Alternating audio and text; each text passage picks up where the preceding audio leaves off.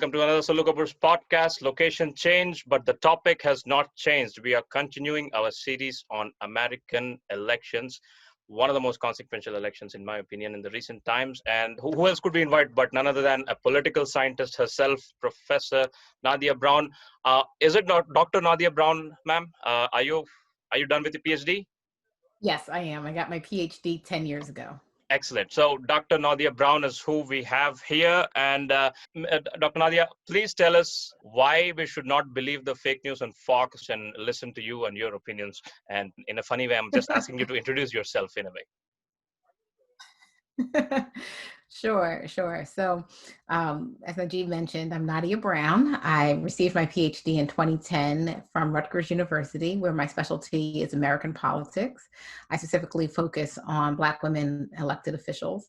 I've published numerous books and awards and have been recognized as a leading scholar in Black women's politics. And in a couple of months, I will be a full professor. So I have ascended the ranks in the academy, which demonstrates that I am an expert in this topic. Yes, and it also demonstrates why you're not been invited to Fox News so far. Just kidding. Who needs experts on Fox News? Anyways, enough with the beginning of the Fox News. Ma'am, let me tell you, before I get started, right, I was very adamant to invite someone from an Afro-American community to talk on politics because I always felt that two things, right? First thing is like always felt that, African Americans are only invited to talk in the media only when there is an issue, only when there is some George Floyd kind of incident, right? So why can't we, it's like, and then you're forgotten on the media space, right? So I'm like, Right. Why can't we just invite folks from this community and talk about something like climate change or political, equations of the US elections or capitalism or stuff like that, right? Why can't we have normal conversations? That was number one. Number two was what I realized was I just woke up to this weird realization that all my favorite political analysts are all men. All right, my entire Twitter feed is filled with the political analysts who are all men, mostly white, right? When it comes to American, and it kind of reflected on my own ignorance and my own laziness in a way, right? I have to admit it very frankly, that I had no time or interest or not the awareness to have a different point of view from all people from all genders and races and so on, right? So finding you took a long time. So here's what I did, right? So I found you on something called knowyourwoman.com. Womenknowstuff.com. Yes. Women also know stuff. Yes. Womenalsoknowstuff.com. So folks, if you are willing to invite more women experts to talk about stuff, any random stuff, that is the place you go. And that is the place I found Dr. Nadia Brown, who's on her way to be a professor. And my apologies. This is and again, I have 30 episodes on my podcast, and she's like fourth or fifth woman. Again, I'm really ashamed of that statistic, and I do my best to correct that. But Nadia, do you understand? Well, Najeeb, can I jump in for a second and just kind of explain Women Also Know Stuff? Yes. Yeah. So I am a co-founder. Well, we call ourselves founding mothers of the editorial board. So I'm one of the first members of this Women Also Know Stuff initiative. It was started in 2016 by my colleague Samara Klar in Arizona, who realized that as Hillary Clinton was running for office, we're having this, breakshed moment in American politics that around gender, that all the experts, like you said, right, were being asked to talk about this were men. And Samara created this pretty basic crowdsourced website that said, women, we know stuff. Why aren't the media, why aren't other people in the profession, in the discipline coming to us as experts who study this kind of work? So that's how Women Also Know Stuff got founded. And then we've expanded out. We now have this Twitter handle. If you don't follow us, it's Women Also Know. I do. Women Also Know it on Twitter. And our website is womenalsoknowstuff.com. Sign up. We are particularly looking for more women experts, particularly in political science. There's been a lot of spinoffs of Women Also Know. There's Women Also Know history. Women Also Know journalism, right? People of color also know. Yeah. But we specifically do political science, and we're always looking for more women of color to sign up, and also international women to sign up. Yes. So if you are a PhD or a PhD program and are willing to put yourself out there as saying, I know something, which you always do, we would be honored for you to join our website. Lovely. And did I make any sense what I was trying to tell? Yes, you did. Because you're not alone, right? So one of the things women also know fights back against is mantles, what we call panels that academics put together, but it's all men. So we call those mantles. And it's, you're just in your network. It's sometimes explicit and implicit bias that people hold, where you just rely on folks that you know, and you ask other folks that you know, do they know other people that would serve in a role? And this, unfortunately, serves to block out people of color, women, people from marginalized groups, if you're just looking within this kind of network, your network bias. Right. And it's like, when I was Googling about, finding some women experts on political stuff, there was one Vox article where it says 6 political scientists measure the chances of US elections. And there was an article that was criticizing the Vox article. It was like, why are all the 6 political scientists white men? Do you remember what I'm talking Yes. about? So yeah, that was Yes. very funny when I was going through it, and I kind of reflected myself, looking at that. It was my own reflection. But nevertheless, welcome to the podcast. Totally forgot to welcome you on the podcast. This is Sollu Kaburz. We are talking about all things U.S. elections. I have a very generic and very simple question. What's going on? And this is going to be, like me as an Indian who's not an American. I'm just grabbing my drink, grabbing my popcorn, and just watching the world burn. In a sense, you know what I mean? Yes. So, so what's going on is, I think, it's kind of move outward, right? Instead of just having this kind of insular view from 2020, is that American institutions have been under attack for decades. And what we're seeing now is the confluence of these things coming to a head, right? So the Republican Party, this growing influence of libertarians and a distrust of government and traditional institutions, also right in relationship with racism, xenophobia, sexism, have given rise to Trump and his base, and the ease of which this kind of populist movement was able to take place in the United States, because it's been happening for decades, right? Kind of stoking the flames of government mistrust, or thinking the government is out of step with kind of advancing the needs or the issues of most Americans. And it shouldn't have been a surprise, if we're using our historical lens, to see this come after the first election of a black president, right, Barack Obama. And yeah, so I feel like if you are a student of American political history, there is always regression, and this kind of populist movement has been in the wings for a long time. On the other hand, what's going on is, I think most aptly put by Joe Biden, the Democratic nominee, is that he wants to bring America back and remind America of the values and the ideals that so many Americans held, or possibly still do hold. And at its core are having these very hard kind of conversations about who do Americans want to be, who do we want to live up to, and what role will institutions play in this. So that's like a very large meta-analysis of how we got here and what's happening. And very simply put, we have less than 10 days to figure out, or start to figure out, right, what this will look like going forward. The polls show that Donald Trump is behind, that Biden is picking up states that were once considered all, pretty solidly red, that are now turning purplish and might actually flip to the Democratic side. But we're also, still witnessing, a boatload of voter suppression and other tactics that the Republicans are using to hold on to power, which looks very reminiscent to the 1880s election, right? 1876. 1876, 1880, right? These elections look eerily similar. What's happened is the parties have switched. So the tactics that Democrats were using a century ago are now Republicans are using. And just reminds us of the old adage, nothing new is under the sun. You speak of tactics, right? So please educate us about all the tactics that especially Republicans use to suppress the colored vote, in a sense. Sure. Few things I know is they arrest way too many people and the felons can't vote. That is one thing I know, but you know more. Please go on. Yes. No, that's a great part to start with. So felon laws started off as racist, right? For racist purposes.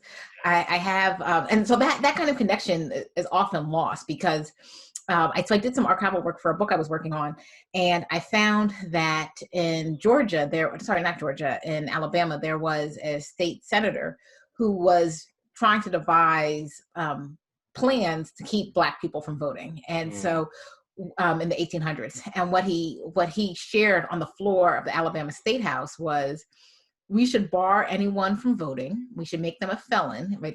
And a felony is something that is so egregious that you need to be locked up and kind of thrown outside of the norms of society because you've done something that has, just shook us to our core.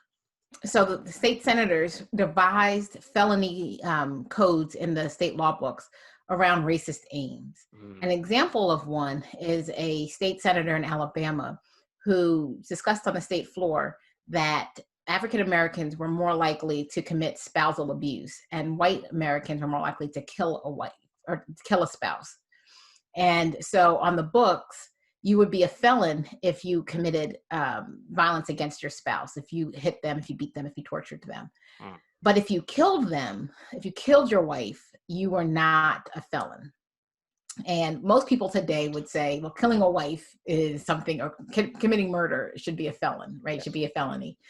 But in 1880s, beating your wife was a felony and killing your wife was not, because this was a crime that some, whites believed were only committed by Blacks. So felon laws are inherently racist, right? These laws were devised to figure out what are things that Black people are more likely to do. And let's make that a class of a felony. Right. And things that white people are more likely to do, or lawmakers are more likely to do, is not a felony. Right. So yes, so that is one example of voter suppression. Others are very long lines. We've seen that, right? Asking people to stand outside for 4 or 5 hours to vote. And that is continually defunding the local elective office. So providing, closing polling places, not having enough poll workers, having machines that are inoperable or sometimes temperamental, mostly in majority minority districts and areas, is one example. Other examples are voter ID laws, which says that you have to have an ID that to vote that has your picture ID, has your picture on it and a signature. States have different kinds of ID, so not every state has a picture or a signature. We know that there's barriers to people that don't have a driver's license, for example, particularly those that are on reservations, Native Americans who live on reservations. Restricting college students to vote where they live now on campus, as opposed to back home to where their parents are, and saying that they can't go and vote there. These things have been happening for a long time. This is not something new, is what you're saying. Oh yeah. No. Yeah. Yeah. Yes. So this has been a tactics that have been used for a very long time. The hypocrisy of it all is that Americans are more likely to be struck and killed by lightning than they are to commit voter fraud, right? Wow. Systematic studies have shown this over and over again. And so this idea that Republicans are trying to keep fraudulent voters from the polls is actually inaccurate. All those things you have told about felon laws, let me ask you this. If all the Black people in especially in red states were allowed to vote, allowed to register properly, and then allowed to vote, how many of them would flip? Oh yeah, that's not even. I'm sorry. Yeah, there is no question around this, right? Those states would flip. So allowing. So if the state made it easier for people to vote, so getting rid of voter registration, automatically registering votes, easing up the the felony disenfranchisement, allowing people that are imprisoned to vote. There is no, that's no question. Let me guess. Even allowing. Let me guess. Texas would flip, Florida forever blue. Yeah. What else? What else do you think? Yeah, so Mississippi, Louisiana, right? These are states with huge numbers of Black people that are consistently gerrymandered out of political power. Also adding in other locations, right? The District of Columbia, which does not, it's a territory, right? Is not allowed to vote in presidential elections. Puerto Rico, Guam, right? There's other, the U.S. Virgin Islands, these other places that are majority minority that are, would be flipped if the Senate would be flipped if these other places were allowed to vote. And if in order to make that happen, what should happen? So like Democrats should occupy some 2/3 of the House. Is there a rule? What miracle should happen to make this happen? Yes. So first, we need a vote in the Senate. So that the House has passed, allowing the District of Columbia and Puerto Rico to have voting rights. So it just needs to get through the Senate and then to the president's desk and to be signed. So it's not just the House. Democrats have the House. You need the Senate. You need a new Senate majority leader and a president that's willing to sign this kind of legislation. But what a weird Senate system America has, right? So no offense, but states with a population less than Indian cities have 2 senators. Like the 2 senators of Idaho have equal power like 2 senators from California, right? Which is very weird, which like disproportionately makes the number of senators from the red states way too much, right? They're representing way too much for way less people. Yes.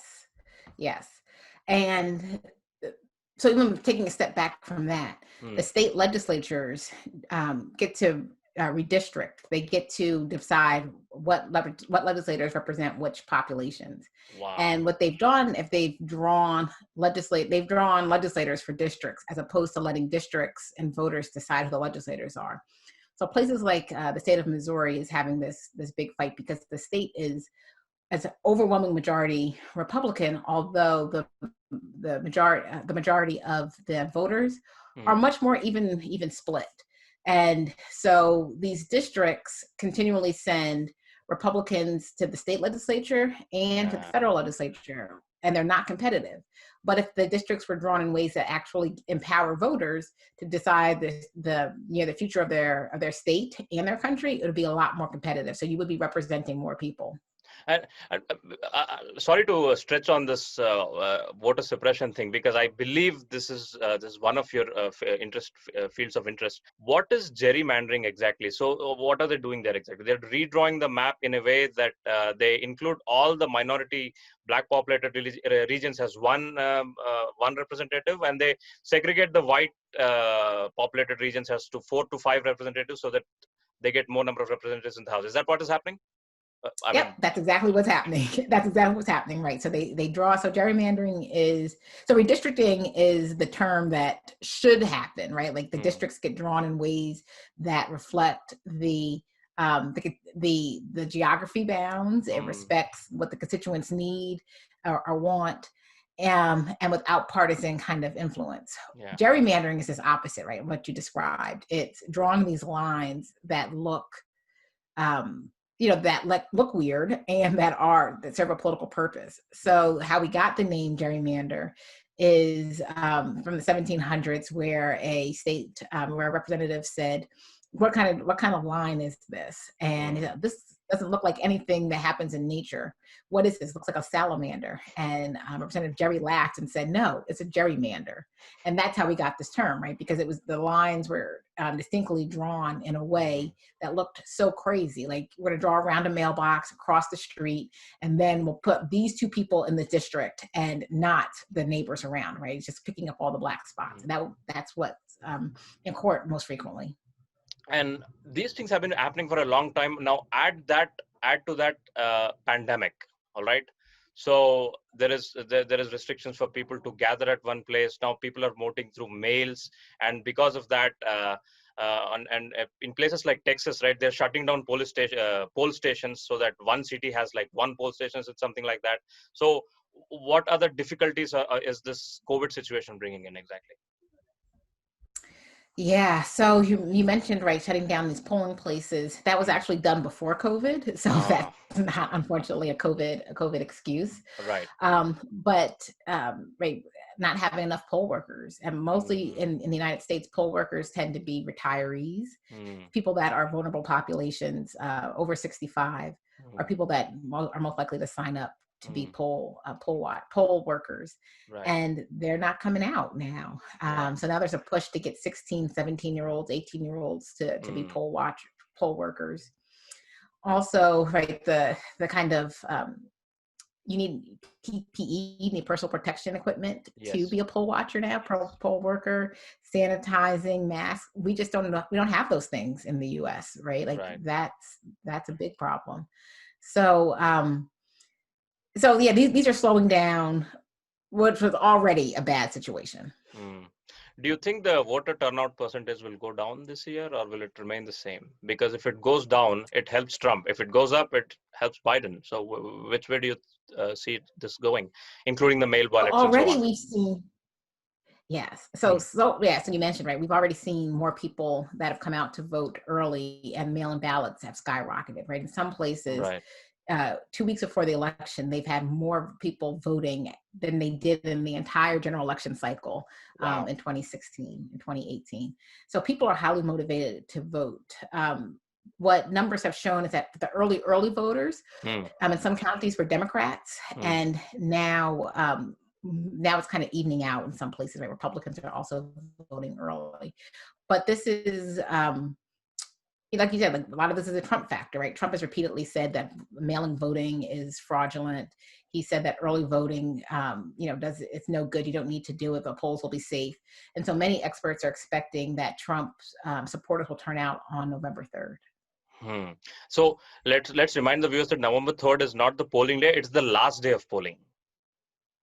Right? Polling is a continuing process. It's the only place. Right. And what guns is Trump sharpening, in case he loses? So I believe he's stacking up some Supreme Court. There's some Supreme Court nominee that is going to stack up, and he's going to sue the election process itself or something like that. He's going to discredit the result itself, right? He's going to discredit the mail votes, votes through mail. So what to tell us about the guns that he's sharpening?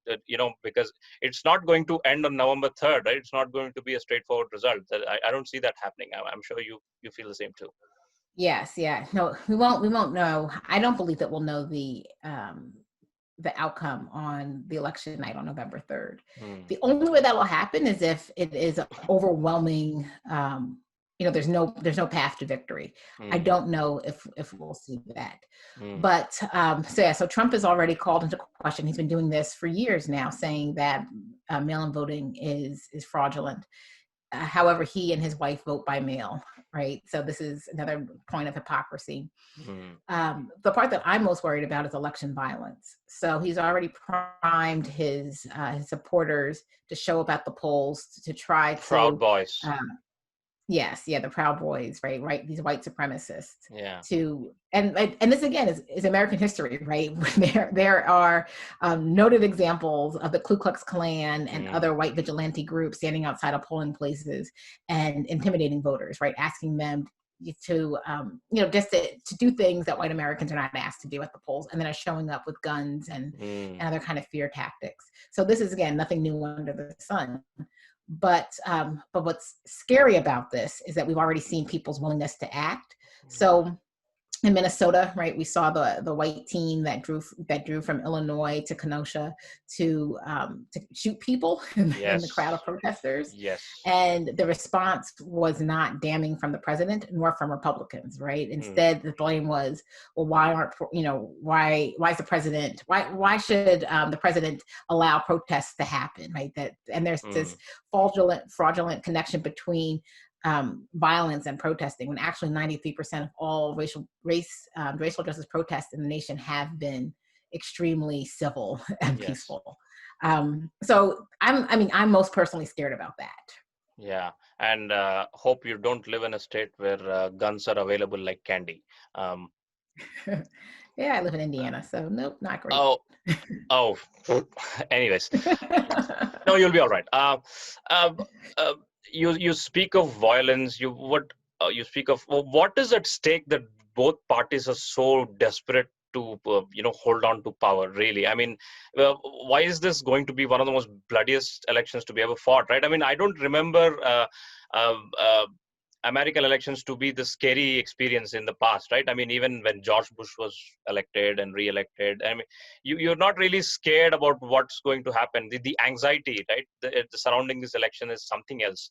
So what is really contributing to it, and why are people so clinging, especially from the Republican side? Trump badly wants to cling on to power, right? Yeah, so you're right. This is different. In the past, Mm, we have always disagreed about policy, and we've disagreed about um, the effects of what the policies would do to yeah. marginalized communities. That has always been the case.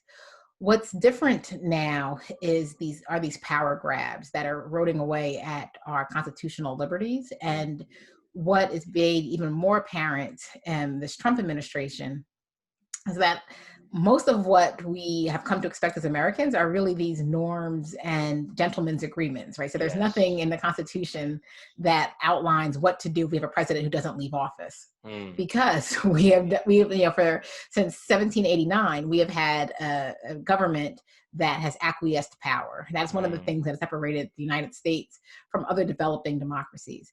And this is the first time that we ever had a president to say these things, and we don't have a Republican Party that's going to stand up for, yeah. stand up to this, right? Mm, And we have, militias that have already, or right wing extremists, like we mm. see, trying to kidnap and torture and Yes. kill, right, the Was that governor was that of Michigan? Michigan, and then Uh, also another threat came out in Virginia. mm, And not much is, much is not being coming down from the national government to say that these things are wrong. So yeah, this is a completely different scenario. wow. Um, I remember my anxiety levels back in 2016 when I was watching the 2016 presidential elections, because I was hoping to immigrate to US, and these elections had some consequence in my personal life. And then I watched Michigan fall, Wisconsin fall, and I just lost my mind. And Yeah. this election I'm gonna grab some pills. I don't know. I'm just joking. It's illegal in India, but uh, let's shift to the chances of Biden, right? So before we discuss about Biden, tell me, what does it mean to have Kamala Harris as the vice president choice? Yeah, so this is a super huge thing, right? It's the first multi-ethnic Black woman to serve on a major presidential party ticket. Hmm. Is historical, right? As the daughter Part Indian, of ma'am. Part Indian. yes, I was gonna say, as a daughter of a South Indian Yes, immigrant mother and a I'm a Jamaican South Indian father. too. Yes. Yes, Her like this, her her this father came. Funnily, her father comes from a place called Chennai, which is like 3 hour drive from my hometown down here in South oh, India. Yeah, go on. yes. So this is huge, right? Yes. And particularly right for immigrants here in the United States that see a lot of her family's background and story reminiscent of their own. Hmm. And she's able to reach out to these communities that the Democratic Party takes for granted, quite literally, right? That Right. they just assume will vote for her, but now they actually have representation. So, and someone who looks like them that is able to say, I understand your story, I know where you're from, I know your work ethic, I know the things that you fear, I know the things that you have come to America to do, and if you elect me, I will bring some of that with me into the White House. Hmm. So and then for women, right, this is huge. At this election, many feminists were deeply disappointed that the Democratic nominee would be an older, and after so many women, the biggest number of women running for the presidential nominee in Yeah. history Hmm. for a major party, and to end up with Joe Biden, right? Yeah. So I think that the Biden campaign was really, really smart to pick her. Biden has, to be honest, right, an embarrassment of riches. He could have chosen several very Yeah. smart, capable, politically astute women, but I think Kamala Harris was the right choice for this time, Hmm. given her, her own background as a moderate who has a little progressive tendencies, but mostly, right, she's a moderate. Yeah. She, again, like, is this multi-ethnic woman in the summer of racial reckoning, right, when the nation is dealing with Black Lives Matter, I think in a much more kind of a future space where we could think about and we can imagine what the future might look like if we centered conversations around Black Lives Matter. And right there's just this push from the feminist movements, right, and women's organizations who really want to see representation. So she was a perfect choice for this time. Let me tell you the joy of representation when I watched Kamala Harris and Mindy Kaling cooking my favorite South Indian is dosa. I was just melting. That was wonderful to watch. Let me further that question. Why did it take almost, when did you get your independence? 1776. So how many years it's been? So 300 plus years to have a woman vice president. You never had a woman vice president nor a president. Why? I mean, UK had one, India had one, Bangladesh had one. These are the top countries I know on top of my mind. Germany. Why not US? Sexism, right? The U.S. the U.S. has. I mean, so very sorry to interrupt. I mean, it's not like our places are have come down from heaven and we are totally whitewashed from sexism. We are equally sexist. What is weird about America is my question. Yeah, so I think, well, some of the countries that you named have quotas, right? Gendered quotas. United States does not. The other countries that you also mentioned the government has done to be more intentional of including women, right? Whether it is through quotas or not, right? But then you have seen women as political leaders in ways that we just haven't, right? In the United States, there have been very few women governors, women senators. These are usually the path stones to the executive branch. Particularly in the United States, we've never even had a Black woman governor. There's only been 2 Black women senators. Kamala Harris is one of them, right? So representation matters. And the United States, unfortunately, in the work that I do, shows that Americans still hold these very gendered socialization norms of what we think women are good at and what women can do. And seeing women in top executive leadership positions is something that most Americans say that they would like, but in actuality don't follow up with. Right. And what would it take to break that ceiling, right? I mean, last time, Hillary Clinton had one of the most perfect chances, and in my opinion, she lost it because of her own overconfidence or something like that. And I don't think we had any women nominees before that election. She competed against what? Barack Obama, right? Again, Hillary Clinton is again from a powerhouse, right? So, I mean, there are more men politicians that come from ground up than women, right? So it's like only recently we have seen someone like AOC, Ilhan Omar, and do you think this is the upcoming decade belongs to the women in politics in US? Is this finally it? Oh, I hope so. Like from your lips to God's ears. Yes, I hope so. I think that, so I'm super hard. And this year is the year of the Black women candidate. There's more Black women running for office than ever before, and doing so from lots of different vantage points, as Republicans, as Libertarians, as Democrats, as leftists, right? So yes, I really, really hope so. The thing that makes me feel more personally gratified in doing this work, I started doing this research in 2008 on Black women, and I was able to kind of interchange Black women, and my respondents would be like, oh, sure, I don't know, like as this hypothetical Black woman candidate. And now I'm really seeing are that Black women, people know who they are, right? Yeah. People know their politics and policies and are voting for them as educated voters. We're no longer like low information cues. So it's becoming, I think, closer and closer into the American psyche. And my hope is that, when I do this research into the future, 10 years from now, if I, we're able to talk again, they'll ask me the same question and I can share that I think we've come a long way. Right. And talk about this weird expectation from women, from people, right? That women politicians have to be they have to be this perfect politicians, and they are judged against what, a higher moral scale than men are judged, right? As it's as if it's one imperfect Yes. thing that a woman politician does is like, this is exactly why we don't want them. So, but that is weird, right? So, I mean, who said women can't be bad politicians, right? The point is have them in the first place, Yes. right? And it's like, Right. come on, who, there are many bad women, but I mean, take Margaret Thatcher, right? She was very hard with her austerity in UK, push people into poverty. Indira Gandhi in our country, I hope I don't get arrested for this particular fact, but yeah, she was a freaking tyrant, right? She pushed the country into emergency. I mean, explain about this weird moral expectations from a woman politician, and I'm sure it's the same in India, and I'm sure it's the same in US. It's my bet. Yeah, so people, yeah, you're exactly right. And I think what allowed those two leaders that you gave examples to push the country in these ways is because it was so antithetical to what people expected them to do, right, as women. So we hold these very gendered stereotypes that say women will come in and they'll be, because they're moms, they'll be nurturers, right? Because they're wives, they'll take care of the country, they would take care of the family.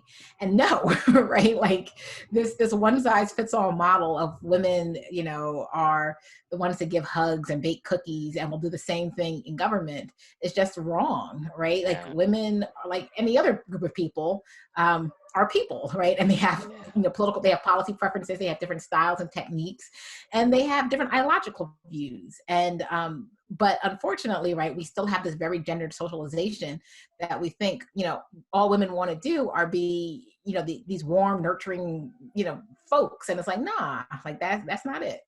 Right. And this is exactly why I kind of made sense when some people said, like, I would like a woman president, but not Hillary Clinton, right? It's like she was also a pretty warmongering kind of a politician, right? Let's be honest, right? So Yes. and some people Yes. told that, yeah, she's not perfect, but because of that we don't want that, and that is also a fair argument, right? You're allowed to be imperfect. It's that's what I'm saying. Right. Yes. But the thing is that I loved is that people knew Hillary Clinton for who she is, right? So it's not this hypothetical woman. They're actually voting against Hillary Clinton, the same way that people would have voted against Bill Clinton, right? Or any other person they get the chance to know. Right. And so Hillary Clinton was not my choice, right? But I would have been, like you said, like thrilled to have a woman president. But that's the trade-off, right? Like I want the right woman candidate. I want the right Black candidate. I'm not voting for person because they share my what I look like, right? My phenotypical characteristics or my experiences in the world. I'm voting for someone who has the best policies that line up with me and my community. And Hillary Clinton, right, is someone I held my nose and voted for. She is not the person that I thought had the best interest for my community at heart, but she damn sure was better than Donald Trump, right? And so, like, if you're giving those two kind of pragmatic views, that's how most people voted. But it's not to say that Hillary Clinton was the person everybody wanted. Right. Let's talk about Black voter participation in these elections, because let's be fair, Black people did not turn up in the last election as much as they did when Obama was running. Is that a fair thing to say? And what prevented them from like turning up in the last election, and what do you think is going to happen now? So we're going to turn out. I think we're going to see numbers. Please correct me if I'm wrong about the 2016 numbers. Yeah, so the 2016 numbers, no, that's true. Blacks did not turn out as much as they turned out for Obama in 2008 and 2012. Many people stayed home. Hillary Clinton did not do a good job of mobilizing Black voters. And that was the first time in 20 years that we actually saw a drop off in Black voting. But so what we've seen thus far is that Blacks have already done more voting, early voting, and are doing absentee ballots. That many African Americans believe that this is a pivotal election. So we're seeing that.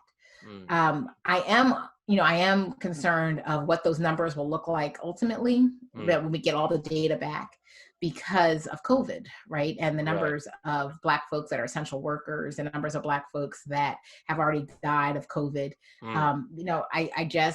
I'm fearful that if Black voters don't turn out this year, it'll be blamed on not being enthusiastic for Kamala Harris or Joe Biden, as opposed to looking at some of the other factors that are causing folks not to turn out, which is the pandemic. Yeah. Right. Yes. Do you see any states flipping this time? Do you see can we expect any surprises? Can we expect something out of the box, out of the blue? So I do think that we'll see some states that that Barack Obama won, Mm. go back to the Democrats, Mm. that went to Yes, Trump please. in 2016.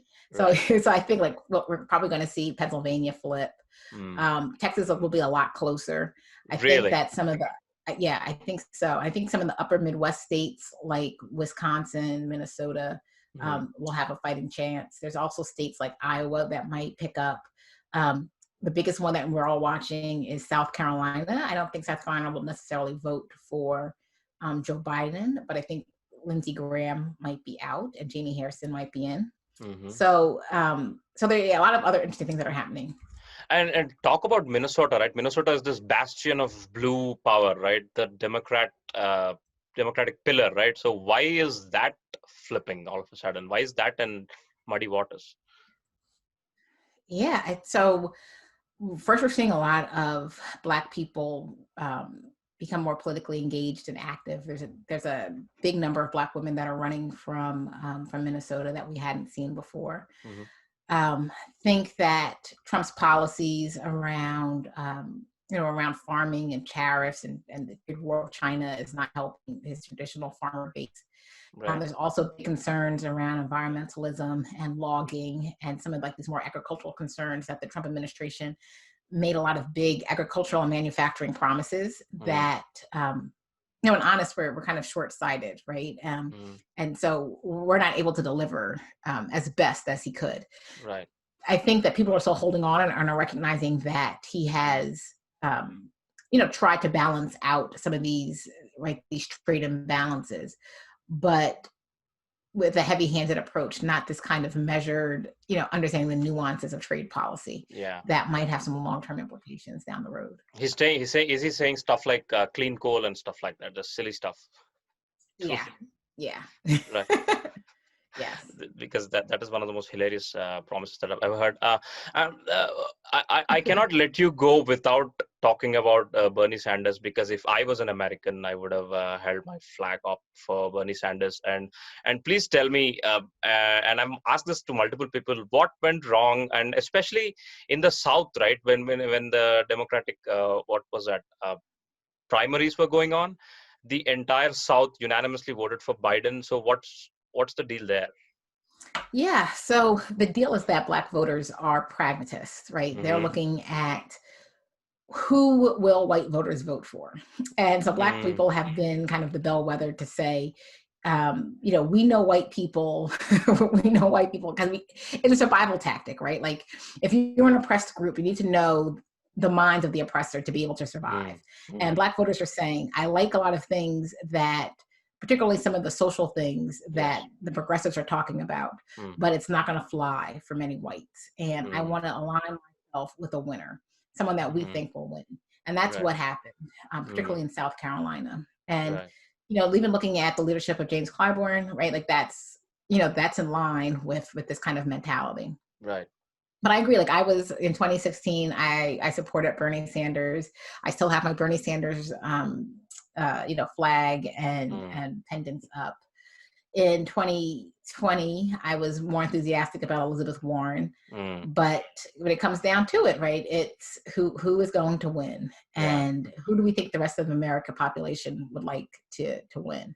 So so that's how this turned out. I think Bernie Sanders has single-handedly helped to shift the conversation Mm. and pull Democratic Party more to the left. Mm. And because the Democratic Party, since Bill Clinton, has been inching to the center and center right. Yes. And what Yes. we've seen since Sanders and the Squad and others are really reinstituting leftist politics and policies and Mm. helping us to rethink, right? Helping America to rethink Mm. what does it look like if you have more polls, right? Like if you have different options, there's different kind of political conversations Yeah. that are happening that propose different policy solutions, Mm. as opposed to playing it so close to the middle where it's difficult to tell how either party differs, with the exception of big issues like abortion Yeah. Right? Like those are like in guns, but to have, polls that are showing, hey, we have big differences on other policies, and I think it's been good for American democracy. I think what Sanders did was like he reminded us that when was the last time we had a poll on healthcare? When was the last time we had a poll on less money in politics? These are the new topics that he brought into the mainstream of American politics, is what he did, I believe. Uh, Yes.